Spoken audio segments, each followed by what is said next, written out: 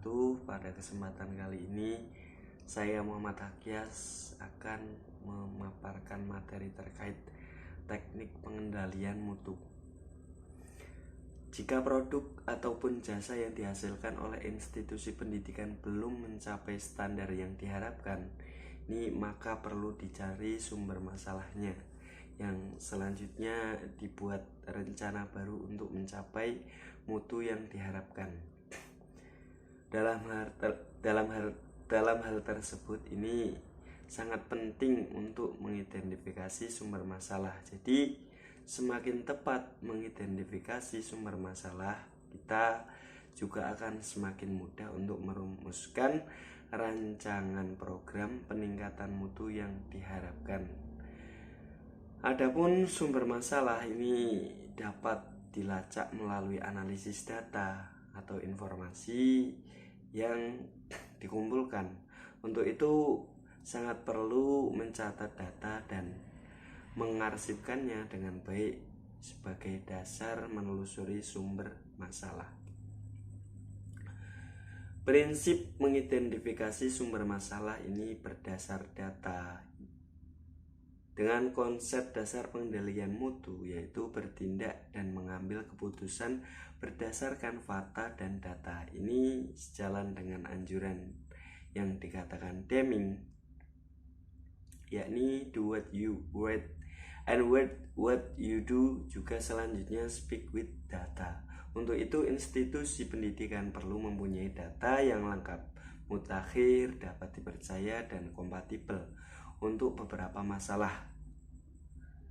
Dari data yang akurat dan komprehensif tersebut, menurut Panji, ini akan bermanfaat dalam beberapa hal. Diantaranya yang pertama adalah membantu memahami situasi yang sebenarnya terjadi, kemudian menganalisa persoalan, mengendalikan proses atau pekerjaan, kemudian mengambil keputusan, dan terakhir adalah membuat rencana perbaikan yang harus kita lakukan. Selanjutnya, agar data memenuhi kriteria ini dalam mengumpulkan data, maka yang perlu diperhatikan adalah yang pertama adalah sasaran pengumpulan data yang harus jelas, stratifikasi data sesuai kebutuhan, yang ketiga mengetahui riwayat pengumpulan data, siapa, kapan, di mana, dengan cara dan peralatan apa. Kemudian yang keempat adalah menentukan tata cara pengumpulan data dan perlengkapan terkait lembar pengumpulan data, grafik yang diharapkan, dan seterusnya. Kemudian yang terakhir adalah usahakan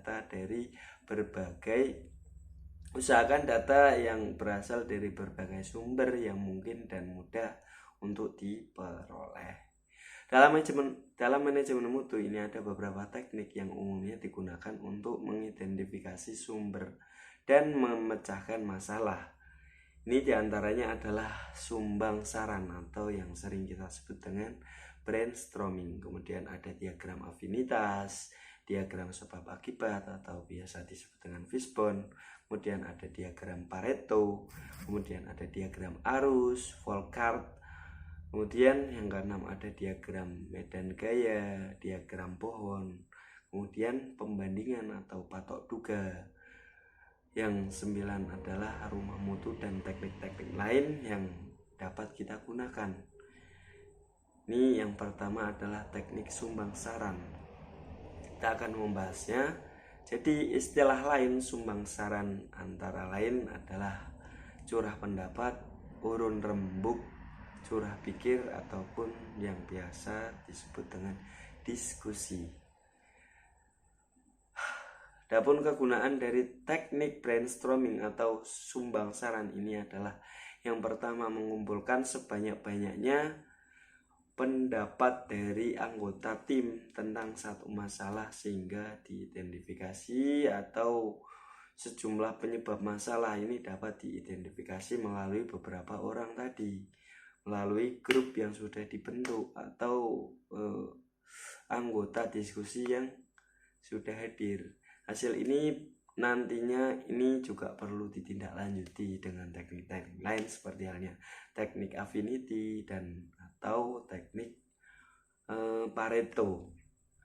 Kemudian kegunaan yang kedua adalah memberdayakan anggota tim melalui pemberian motivasi dan berpartisipasi aktif dalam mengambil keputusan yang dapat meningkatkan kreativitas dan daya pikir mereka. Adapun cara pelaksanaannya ini yang pertama adalah keikutsertaan dalam kelompok. Ini berarti nanti tiap-tiap orang ini dalam penggunaannya ini teknik sumbangsaran ini nanti berkelompok atau berdiskusi. Jadi yang terdiri dari antara 10 orang ataupun 12 orang yang mereka semuanya ini sukarela atas inisiatifnya sendiri. Dan dalam diskusi ini juga mereka bebas mengemukakan pendapatnya untuk meningkatkan mutu yang akan dituju. Yang kedua, kemudian dalam pelaksanaannya juga ada ketua. Ketua ini dipilih sebagai fasilitator dan sekretaris atau yang kita sebut dengan notulen ini sebagai penulis. Kemudian ketiga, pelaksanaannya ini ketua memimpin diskusi dimulai dengan menjelaskan topik yang akan dibahas dan tata cara pelaksanaannya. Antara lain, setiap anggota ini diharapkan menyampaikan minimal satu pendapat. Dalam hal ini tidak ada yang benar ataupun salah. Anggota lain tidak boleh mengomentari pendapat anggota yang lainnya. Kemudian ketua memberikan kesempatan bergilir kepada setiap anggota tim untuk menyampaikan pendapatnya, baik secara lisan ataupun tulisan. Tapi lebih baik lagi jika memakai tulisan ini, karena kalau sekedar lisan ini nanti semisal lupa gitu. Kemudian yang kelima ada sekretaris. Sekretaris ini tugasnya mencatat setiap pendapat dari anggota dengan apa adanya tanpa diimbui apapun. Biasanya ini bisa dicatat atau ditulis di kertas flip card atau papan tulis. Ya. Kemudian setelah semua pendapat terkumpul, nanti pendapat-pendapat tersebut diberi nomor urut. Terakhir, pelaksanaan tidak terlalu lama. Biasanya ini dilakukan selama 30 menit. Contoh simulasi ini saya baca ya. Kepala sekolah SMP Harapan Bangsa ingin meningkatkan mutu akademiknya. Langkah pertama yang dilakukan adalah mengundang rapat pleno lengkap yang dihadiri oleh komite sekolah, guru, staf administrasi, dan meminta sidang untuk membentuk tim peningkatan mutu sekolah atau TPMS yang jumlahnya anggota antara lain 5 sampai 7 orang. Jumlah anggota tim disesuaikan dengan besar kecilnya sekolah dan kebutuhan dan diupayakan berjumlah ganjil.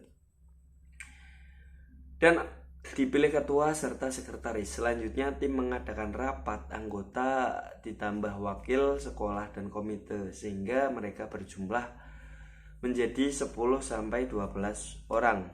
Rapat menampung masukan dari anggota peningkatan mutu akademik SMP dengan melakukan sumbangsaran dipimpin oleh ketua sesuai dengan prosedur pelaksanaan.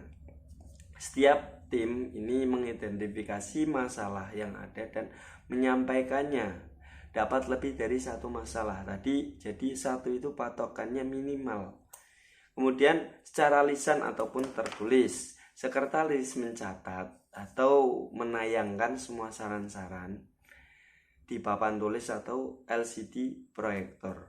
Hasilnya misal sebagai berikut, ini saya tampilkan nanti. Ini di situ. Yang pertama, komite sekolah. Ini hasil identifikasi masalah dengan teknik sumbangsaran. Pertama, komite sekolah belum ada program spesifik sekolah tentang peningkatan mutu akademik sekolah. Ini berarti yang dari sisi komite sekolah. Kemudian beban jam mengajar terlalu banyak. Ini berarti komite sekolah ini menyumbang tiga saran.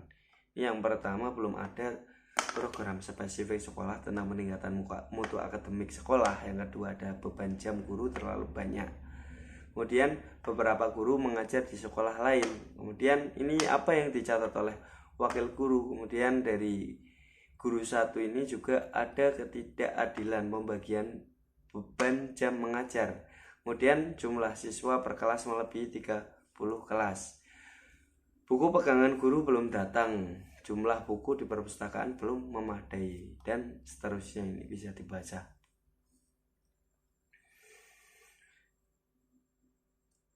Dalam pelaksanaan curah pendapat ini belum tentu sekali jalan atau sekali ketemu.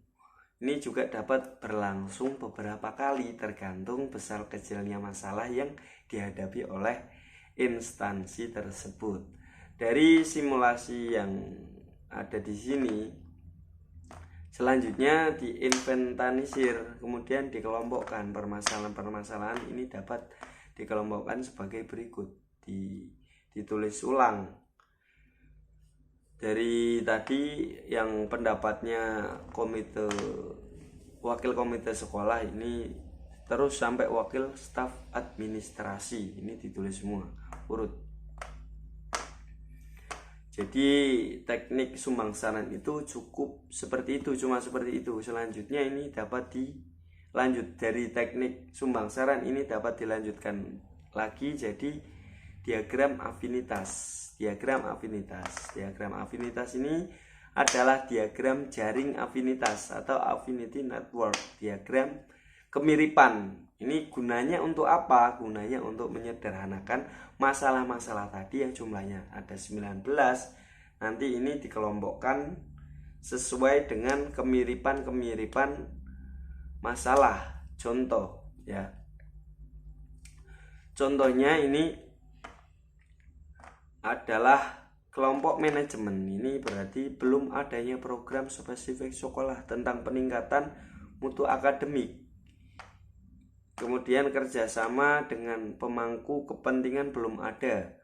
Terus partisipasi orang tua masih rendah. Kemudian ada nomor 14, belum ada standar prosedur operasional administrasi pensuratan perizinan penugasan. Dan yang terakhir ada belum adanya standar prosedur, belum adanya standar prosedur operasional pengadaan barang. Ini nanti masuknya ke manajemen. Kemudian dari Sarpras ini juga dikelompokkan, yakni nomor 18, kapasitas komputer perlu ditingkatkan. Ini nanti masuknya Sarpras. Perlu tambahan rak-arsip. Tadi 19 pendapat siapa itu? Kemudian dari segi pengelompokan, dari segi pembelajaran, ini juga ada beban jam mengajar guru ini terlalu banyak. Terus ada lagi buku pegangan guru ini belum datang. Kemudian jumlah buku di perpustakaan belum memadai. Kemudian adanya sistem pendataan PBM belum dikomputerisasi, masih manual. Ini nanti masuknya ke pembelajaran. Kemudian ada kelompok lagi, kelompok kesejahteraan, yang berisi beberapa guru mengajar di sekolah lain. Ini juga masalah. Ini nanti masalahnya kesejahteraan. Terus kemudian ada lagi kapasitas komputer perlu ditingkatkan. Ini juga kesejahteraan. Kemudian yang nomor 8, kesejahteraan belum memadai. Kesejahteraan belum memadai itu maksudnya apa? Maksudnya seperti gajinya itu kurang, seperti itu nanti maksudnya kesejahteraan. Kemudian dikelompokkan lagi nomor 10 dan nomor 15. Ini nanti masuknya ke SDM atau sumber daya manusia. Tenaga lab belum terampil. Contohnya berarti guru yang mengajar di bidang lab atau di komputer ini belum cukup lihai. Ini juga termasuk masalah dalam peningkatan mutu peserta didik. Kemudian jumlah personil kurang, gurune onone mung piro tok, gak sesuai dengan muridnya. Seperti itu adalah pengelompokan tadi itu disebut disebut dengan diagram afinitas. Kemudian kita akan membahas teknik yang ketiga. Teknik yang ketiga apa itu? Adalah diagram sebab akibat atau yang sering disebut dengan diagram fishbone. Istilah lain untuk diagram fishbone atau sebab akibat ini adalah diagram tulang ikan atau fishbone. Itu arti fishbone itu tulang ikan. Karena bentuknya seperti tulang ikan, yaitu pada kepala ikan tertulis masalah, yang kemudian selanjutnya dari kepala ini dibuat tulang-tulang utama dari cabang-cabang tulang yang merupakan komponen-komponen masalahnya. Umumnya cabang tulang ditentukan 5, tetapi dapat juga lebih tergantung besar kecilnya masalah yang dialami oleh institusi. Untuk apa sih? Kemudian kegunaan diagram sebab akibat. Yang pertama adalah untuk memetakan sumber masalah atau akar permasalahan yang di dalam proses menghasilkan produk ataupun jasa. Kemudian kegunaan yang kedua adalah menemukan penyebab dominan di dalam proses pencapaian mutu produk atau jasa sehingga dapat dirumuskan solusinya. Caranya gimana? Ini adapun pelaksanaannya, yang pertama ini sama seperti sumbangsaran tadi, yakni dilakukan secara bergilir. Sekretaris menyiapkan papan tulis, panel atau CCTV LCD yang sudah bergambar kerangka ikan dengan limbah rangka tulangnya. Untuk bidang pendidikan, khususnya satuan pendidikan, sumber masalahnya biasanya didekati melalui 5 sumber masalah, antara lain adalah orang, bahan, alat, kemudian prosedur, dan lingkungan. Sebagaimana ini bisa dilihat gambarnya. Ini pertama ada masalah, orang, bahan, alat, prosedur, dan terakhir ada lingkungan. Siapa sih yang dimaksud orang di sini? Orang di sini adalah semua pelaku yang terlibat dalam proses kegiatan pembelajaran. Berarti siapa saja? Ada guru, ada siapa lagi? Kepala sekolah, ada siswa, dan lain-lain. Ini nanti masuknya orang. Kemudian bahan. Bahan ini bahan-bahan berarti material. Misalnya bahan praktek lab dan workshop untuk proses kegiatan pembelajaran. Berarti bahan-bahannya alat praktek seperti itu. Bahan praktek bahan praktek lab atau workshop. Kemudian yang ketiga ada alat-alat. Alat ini mencakup semua sarana fisik dan perlengkapan yang dipakai dalam proses kegiatan pembelajaran. Kemudian ada prosedur. Ini apa aja yang masuk prosedur? Prosedur di sini maksudnya adalah cara, metode, teknik, sistem, peraturan, kebijakan, dan aspek-aspek lain pembelajaran. Misalnya seperti halnya kurikulum, kemudian UU, PP, Permen, peraturan menteri, dan lain sebagainya. Kemudian yang terakhir lingkungan ini yang masuk apa aja? Lingkungan ini maksudnya adalah suasana sekolah, seperti suasana kelas, ini gimana situasi kelas, dan kondisi-kondisi yang melingkupinya terkait dengan tempat proses pembelajaran. Ini maksudnya lingkungan. Kemudian ini caranya, ketua tim menekan bahwa tim akan menelusuri sumber masalah untuk meningkatkan mutu pembelajaran sekolah sebagaimana tertulis dalam gambar tadi, masalah, orang, bahan, alat, prosedur, dan lingkungan.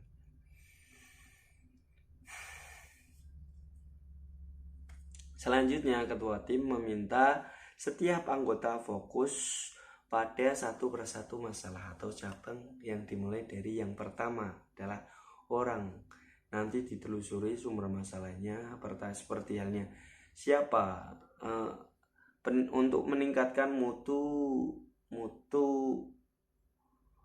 pembelajaran sekolah. Ini berarti nanti yang orang ini siapa aja, berarti nanti bisa masuk juga guru. Terus ada apa dengan guru? Guru maksudnya apa? Guru mempunyai masalah apa? Sering terlambat. Contoh lagi, mengapa guru sering terlambat? Nanti diungkit lagi, nanti diperdalam lagi. Misal karena guru tersebut mengajar di sekolah lain. Nah, kemudian kenapa guru sampai mengajar di sekolah lain? Ini bisa jadi karena gaji guru rendah, tidak mencukupi kebutuhan hidupnya. Jadi dari tadi yang pertama, guru sering terlambat gara-gara mengajar di sekolah lain, gara-gara gajinya rendah. Ini berarti urutannya seperti itu. Nanti diperdalam lagi, nanti bahannya apa gitu, nanti alatnya juga diperdalam lagi, prosedurnya, kemudian dan lingkungannya. Kemudian setiap cabang berarti nanti setiap masalah yang paling mentok, paling pol, ini nanti dilingkari. Ini gunanya untuk apa? Ini untuk mengakhiri dengan penyebab akar akhir. Ini itu akhirnya, sebab akhirnya itu ini gitu loh.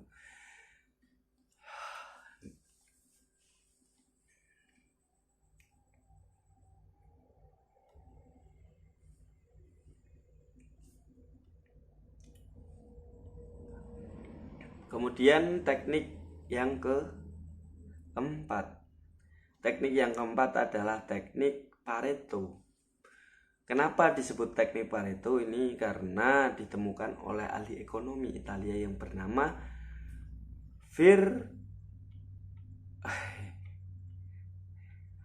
Yang keempat adalah diagram Pareto. Ini kenapa kok disebut Pareto? Ini karena ditemukan oleh ahli ekonomi Italia yang bernama Vilfredo Pareto di tahun 1897. Alat atau teknik ini sering juga disebut dengan analisis Pareto. Beliau dengan kaedahnya yakni 80/20, yang maknanya sebagian besar atau 80% masalah bersumber dari sebagian kecil atau 20% dari seluruh variasi sumber masalah. Kegunaan dari diagram Pareto adalah untuk menemukan penyebab utama dari suatu masalah yang menyebabkan kegagalan atau keberhasilan pencapaian mutu produk atau jasa suatu institusi atau perusahaan. Kemudian pelaksanaannya ini gimana? Contoh, menentukan penyebab utama 80%. Ini analisis Pareto dilakukan secara bertahap, yakni sebagai berikut. Pertama, mengidentifikasi berbagai penyebab masalah yang diperkirakan berkontribusi terhadap masalah munculnya masalah yang dibahas. Kemudian menghitung tali atau jumlah kualitas masing-masing penyebab masalah yang diidentifikasi di atas. Di gambar ini dilihat dulu. Lebih baik menghitung berdasarkan hasil survei, dokumen resmi, atau akumulasi pendapat masing-masing anggota tim. Kemudian gambar diagram batang dengan susunan dimulai dari kiri untuk penyebab dengan jumlah tali atau prosentase tertinggi, diikuti berikutnya yang lebih rendah, dan diakhiri paling kanan yang paling rendah. Contoh, ini dilihat diagramnya. Nanti orang kalau dilihat orang ini nanti ada berapa? Yang pertama adalah guru. Guru ini kenapa? Guru bisa jadi guru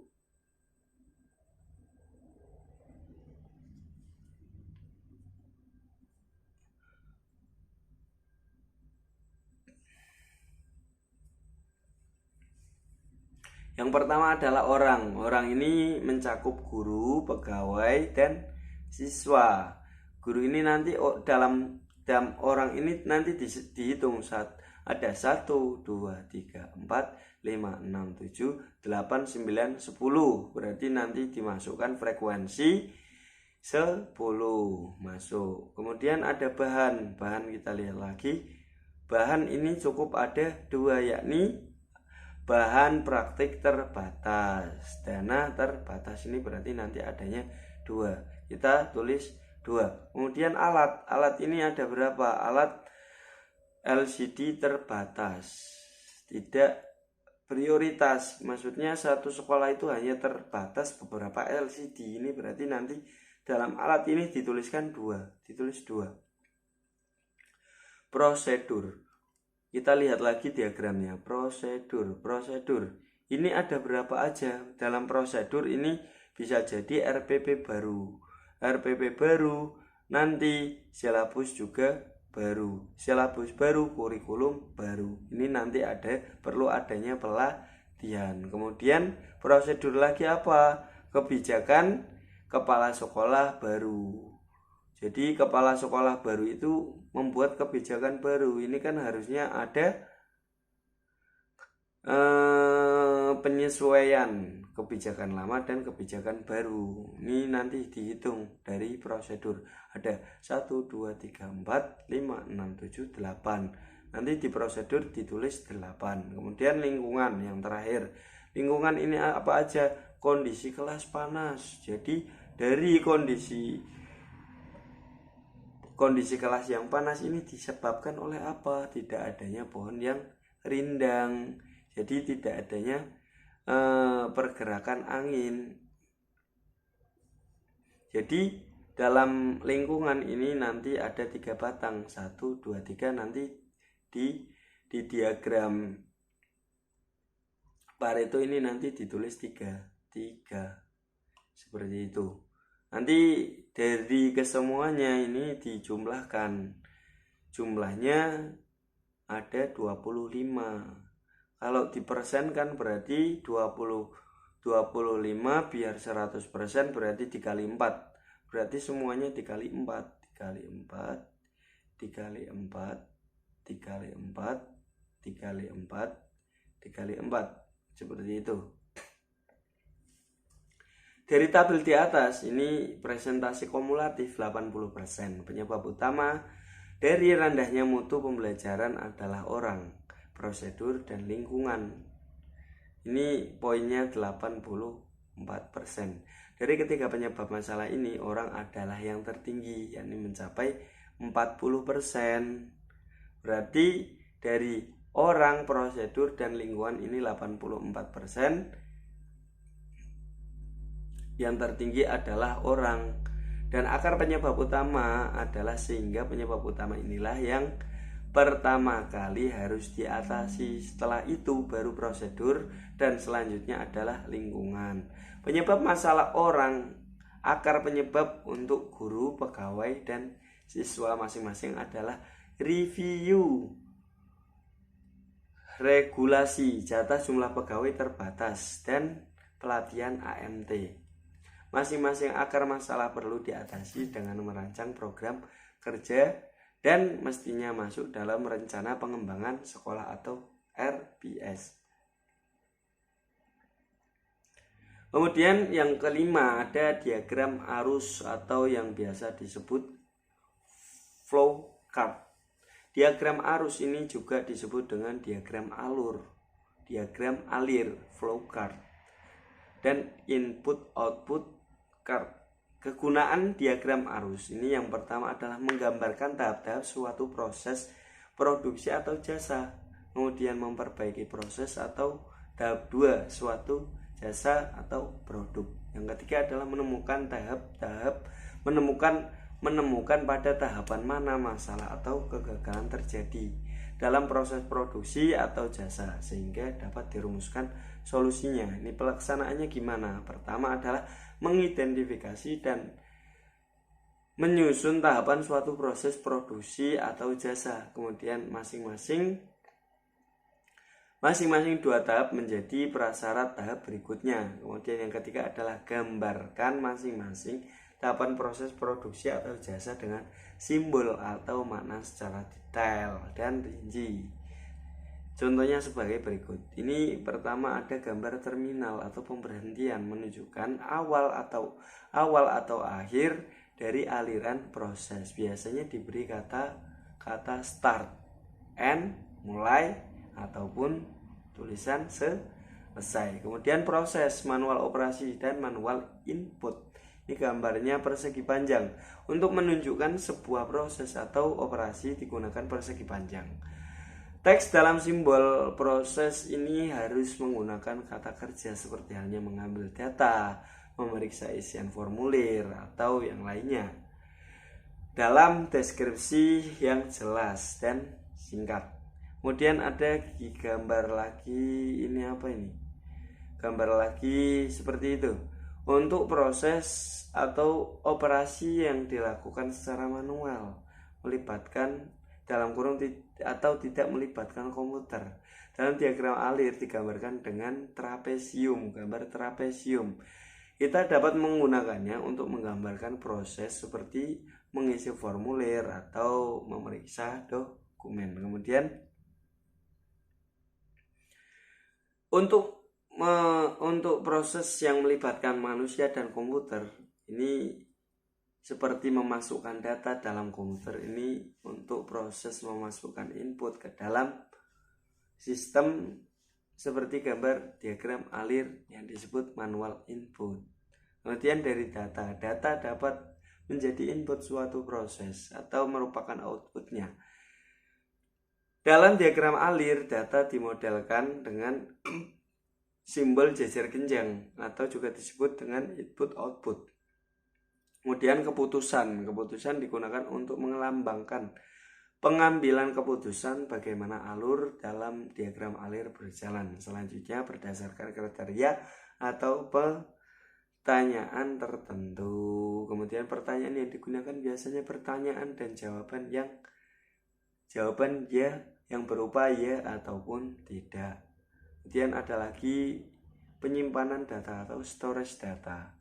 Ini menggambarkan informasi yang disimpan dalam media penyimpanan data secara umum, misalnya hard drive, kemudian memory card, flash disk, kemudian atau media-media lain.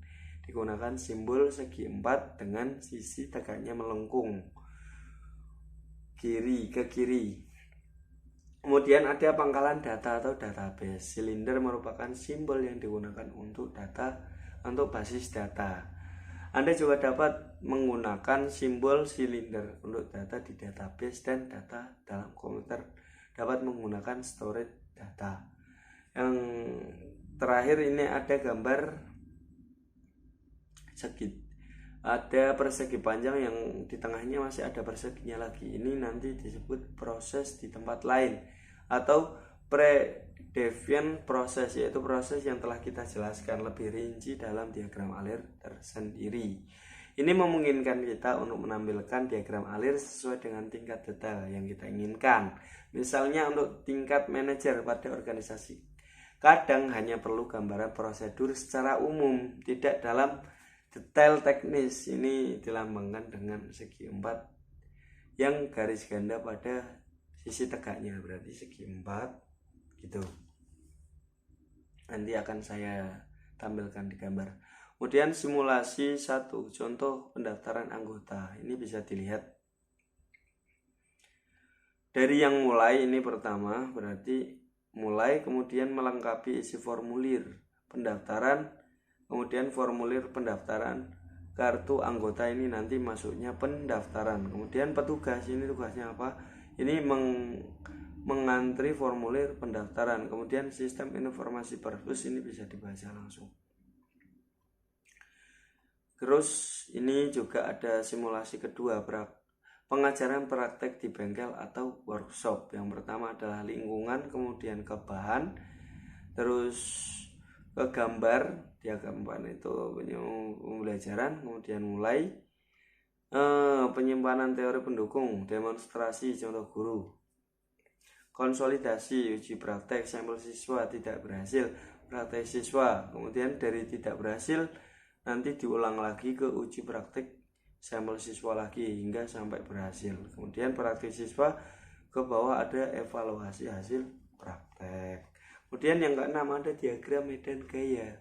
Diagram medan gaya atau yang disebut dengan diagram bidang kekuatan. Diagram ini dirumuskan oleh Kurt Lewin, profesor dari Universitas Iowa. Kegunaan diagram medan gaya ini untuk mengidentifikasi faktor pendorong dan faktor penghambat dalam mengimplementasikan suatu perubahan, kemudian memperkuat faktor pendukung dan meminimal bahkan bila kemungkinan menghilangkan faktor-faktor penghambat.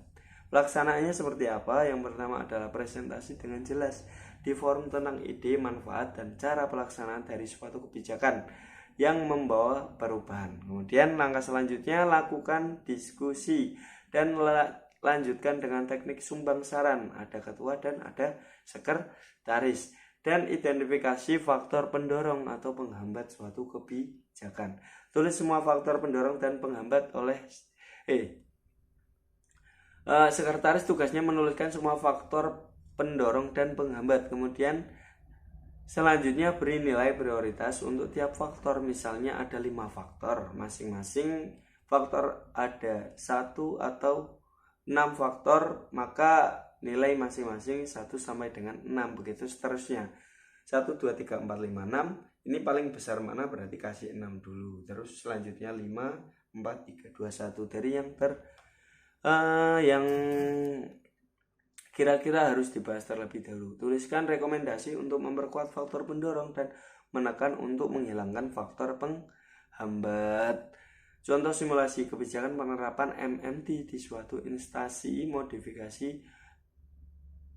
tampu balon. Ini bisa dilihat. Faktor pendorongnya apa? Semua warga dapat berkesempatan berpartisipasi secara aktif. Penghambatnya sentralisasi kekuatan. Kemudian faktor pendorong lagi apa? Memperhatikan kebutuhan pelanggan secara objektif, cermat, dan serius. Faktor penghambatnya apa? Sifat, sikap, dan sistem birokrasi yang kaku. Kemudian faktor pendorong lagi peningkatan mutu berkelanjutan dan berkesinambungan. Nanti penghambatnya apa? Intensif untuk pengelola belum memadai. Kemudian dan seterusnya sampai dengan 6.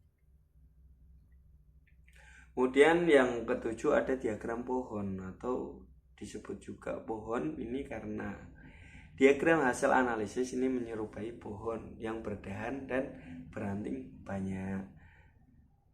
Alat analisis ini juga bisa disebut dengan diagram sintematis atau systematic diagram. Kegunaannya digunakan oleh tim atau individu untuk hal-hal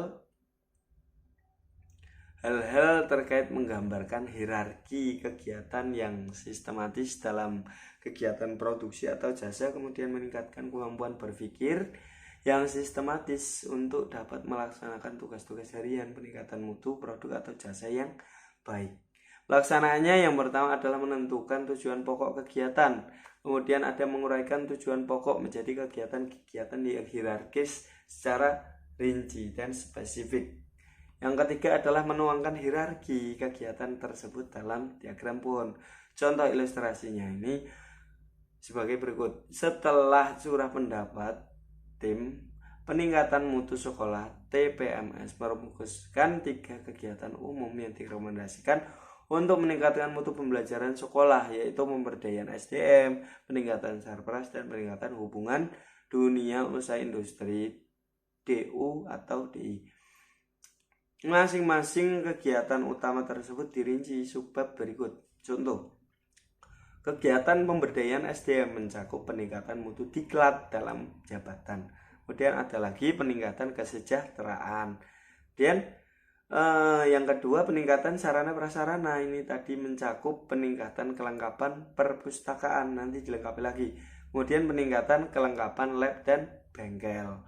Yang ketiga peningkatan hubungan dengan pemangku kepentingan, yang mencakup peningkatan hubungan dengan instansi pemerintah, kemudian peningkatan hubungan dengan instansi swasta. Ini nanti seperti gambar berikut.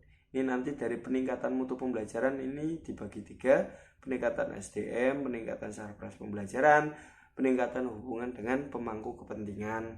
Kemudian dibagi lagi, peningkatan SDM nanti dibagi 2. Nanti dari peningkatan mutu diklat dalam jabatan ini nanti dibagi 2 lagi. Ini biar jelas. Jadi ini yang disebut dengan diagram pohon. Teknik yang ke-8 adalah teknik patok duga. Patok duga ini juga disebut dengan teknik pembandingan karena dilakukan dengan cara membandingkan dan menemukan hal baru yang perlu dan cocok dengan memodifikasi yang diperlukan untuk diterapkan di institusinya. Coates dan Davis ini mendefinisikan patok duga adalah proses pembandingan dan pengukuran proses penyelenggaraan organisasi dibandingkan dengan institusi yang terbaik di kelasnya, baik dari institusi yang melakukan pembandingan maupun institusi di luar yang melakukan pembandingan. Dari pembandingan tersebut ini dianalisis perbedaannya, mengapa dapat berbeda, dan mengidentifikasi faktor-faktor pendukung yang diperlukan untuk mencapai mutu setara bahkan melampaui mutu institusi pembandingnya. Kemudian hasil analisis ini tentunya menjadi dasar dalam perumusan program tahunan baik jangka menengah maupun program jangka panjang menuju tercapainya mutu produk atau jasa yang diharapkan. Ada perbedaan antara patok duga pembandingan dengan kompetisi. Dalam kompetisi, institusi membandingkan produk, fitur dan harga dari institusi pesaing dengan produk institusi yang bersangkutan. Patok duga atau pembandingan tidak terlalu fokus pada fitur dan harga, tetapi lebih fokus pada proses bagaimana produk atau jasa tersebut dihasilkan, didistribusi, dan dimonitor. Dalam melakukan patok duga pembanding perlu ada kesepemahaman antara kedua institusi yang melakukan pembandingan dengan institusi yang dijadikan pembanding. Dalam proses pembandingan ini perlu dijunjung tinggi etika, misalnya tidak boleh mengkopi tanpa izin, tidak boleh melakukan penyelidikan, dan tidak boleh memaksa meminta hal-hal yang bersifat rahasia, seperti halnya haki copyright dari institusi. Kegunaannya membantu instansi merumuskan proses peningkatan kinerja guna mengejar atau melampaui ketertinggalan terhadap kinerja institusi terbaik di kelasnya tanpa harus melakukan dari nol cara perumunan pencapaian kinerjanya. Kemudian dalam pelaksanaannya ini perumusan proses pencapaian kinerja dilakukan melalui patok duga terhadap apa yang dilakukan oleh instansi pembanding di kelasnya. Peningkatan mutu dengan ini sebenarnya tidak terlalu rumit, tetapi memerlukan persiapan dan persyaratan yang matang. Coates dan David ini juga mendeskripsikan ada 14 syarat untuk dapat melakukan patok duga dengan baik. Di antaranya adalah dapat komitmen pihak manajemen, kemudian datakan proses kinerja institusi, kemudian identifikasi kekuatan dan kelemahan proses kinerja dan buat dokumennya. Kemudian pilih proses yang akan dipatok dugakan atau dibandingkan. Kemudian bentuk tim patok duga. Kemudian kaji institusi terbaik di kelasnya. Kemudian pilih institusi yang menjadi patok duga. Kemudian rumuskan persetujuan hal yang diperlukan dalam proses patok duga. Kemudian kumpulkan data, analisis data, dan rumuskan kesenjangan kinerja atau GAP. Kemudian rencanakan program untuk mencapai atau melampaui kesenjangan kinerja. Implementasikan program, monitor kerja, tentukan patok duga baru sebagai kelanjutan siklus peningkatan kinerja institusi. Ini bisa dilihat gambarnya, semisal syarat-syarat tadi ini divisualkan ini seperti ini. Kemudian yang terakhir. Kemudian yang ke-9 adalah rumah mutu. Teknik pengendalian mutu ini atau rumah mutu adalah diagram rumah mutu, hanya orang seiring menyebutnya dipendekkan jadi rumah mutu. Rumah mutu, rumah mutu. Yang kesembilan adalah rumah mutu atau house of quality. Teknik ini merupakan pendekatan yang paling banyak digunakan dalam penyerbagunaan fungsi mutu, quality function development atau QFD, di institusi yang menganut MMT. Sedangkan menurut Goes dan David, ini QFD sendiri dijelaskan sebagai salah satu kunci untuk mencapai peningkatan mutu berkesinambungan dengan melibatkan pelanggan atau klien sedini mungkin dalam proses perencanaan produk atau jasa. Seperti namanya, secara terstruktur RM terdiri dari dinding-dinding, plafon, atap, dan pondasi, dan perabot rumah tangga yang dibutuhkan. Kegunaan teknik penilaian mutu ini adalah untuk menerjemahkan kebutuhan pelanggan atau klien ke dalam perencanaan program, sehingga kegiatan ini dapat dilaksanakan sehingga kegiatan dan hasil pelaksanaan program dapat terstruktur dan menjamin tercapainya mutu produk atau jasa sesuai kebutuhan pelanggan ataupun klien. Menurut Goes dan David, ini juga keuntungan organisasi yang berhasil menerapkan QFD akan memperoleh paling tidak 4 hal, yakni pertama, fokus pelanggan, efisien waktu dalam menghasilkan produk jasa yang bermutu, kemudian orientasi kinerja atau teamwork, dan dokumentasi sebagaimana diilustrasikan di gambar yang akan saya tampilkan ini. Seperti gambar ini, fokus pelanggan. Pertama fokus pelanggan, kemudian efisiensi waktu, kemudian orientasi kinerja, dan terakhir orientasi dokumentasi. Yang ke-10 terakhir adalah mutu-mutu lain. Ini jadi teknik-teknik yang sudah dipakai ini tidak hanya yang sudah saya sebutkan saja, ini juga ada teknik lain, diantaranya adalah diagram lari atau rune card, kemudian histogram, diagram pencar, analisis kelompok nominal atau biasa yang disebut nominal group. Thank you. Teknik Q. Sekian yang dapat saya sampaikan, kurang lebihnya assalamualaikum warahmatullahi wabarakatuh.